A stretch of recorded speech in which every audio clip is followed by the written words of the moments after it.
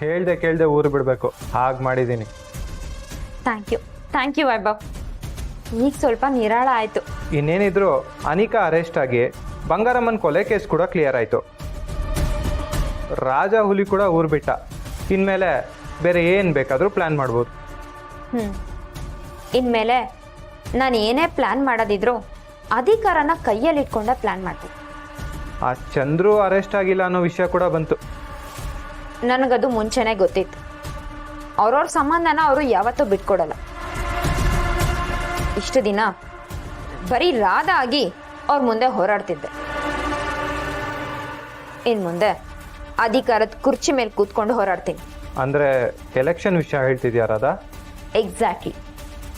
ಇಷ್ಟು ದಿವಸ ನಮ್ಮ ಪಕ್ಷದಲ್ಲಿ ಎಷ್ಟೇ ಬಿಸ್ಕೆಟ್ ಹಾಕಿದ್ರು ಒಂದಷ್ಟು ಜನ ಆ ಬಂಗಾರಮ್ಮನ ಪರವಾಗಿ ಹೋರಾಡ್ತಿದ್ರು. ಇನ್ನು ಮುಂದೆ ನಮ್ಗೆ ಆ ಭಯನೂ ಇರಲ್ಲ, ಆ ತೊಂದ್ರೆನೂ ಇರಲ್ಲ. ಯಾಕೆ ಅಂದ್ರೆ ಬಂಗಾರಮ್ಮ ಈಗಾಗಲೇ ಸತ್ತು ಸುಡ್ಗಾಡ್ ಸೇರಾಯ್ತು. ಇದನ್ನೇ ನೆಪ ಮಾಡ್ಕೊಂಡು ನಾನು ಅಧಿಕಾರದ ಗದ್ಗೆ ಹಿಡಿದೆ. ಇಷ್ಟು ದಿವಸ ಯಾವ ಊರಿನ ಜನ ಬಂಗಾರಮ್ಮಂಗೆ ಅವ್ರ ಮನೆಯವ್ರಿಗೆ ಮರ್ಯಾದೆ ಕೊಟ್ಟಿದ್ರೋ ಅದನ್ನ ನನ್ನ ಕಡೆ ತಿರುಗಿಸ್ಕೋತೀನಿ. ಟೈಮ್ ನೋಡ್ಕೊಂಡು ಇಡೀ ಕುಟುಂಬನ ಊರು ಖಾಲಿ ಮಾಡೋ ತರ ಮಾಡ್ತೀನಿ. ರಾಧಾ, ಬಂಗಾರಮ್ಮ ಇಲ್ಲ ಅಂತ ಜನ ಏನಾದರೂ ಕಂಠಿ ಕಡೆ ಇಂಟ್ರೆಸ್ಟ್ ತೋರಿಸಿದ್ರೆ? ಚಾನ್ಸೇ ಇಲ್ಲ. ಓದು ಬರಹ ಬರೆಯಕ್ ಬರ್ದಿದ್ದವನು ಚುನಾವಣೆಯಲ್ಲಿ ನನ್ನ ವಿರುದ್ಧ ನಿಂತು ಗೆಲ್ಲಕ್ಕಾಗತ್ತಾ? ಒಳ್ಳೆ ಪಾಯಿಂಟ್. ಫಿನಾನ್ಷಿಯಲಿ ನೀವು ನನಗೆ ಸಪೋರ್ಟ್ ಮಾಡಿದ್ರೆ ಸಾಕು, ನಾನು ಖಂಡಿತ ಕುರ್ಚಿ ಗೆದ್ಕೊಂಡು ಬಂದೇ ಬರ್ತೀನಿ. ಡೋಂಟ್ ವರಿ ರಾಧಾ, ನನ್ನ ಸಪೋರ್ಟ್ ನಿಂಗೆ ಯಾವಾಗಲೂ ಇದ್ದೇ ಇರುತ್ತೆ.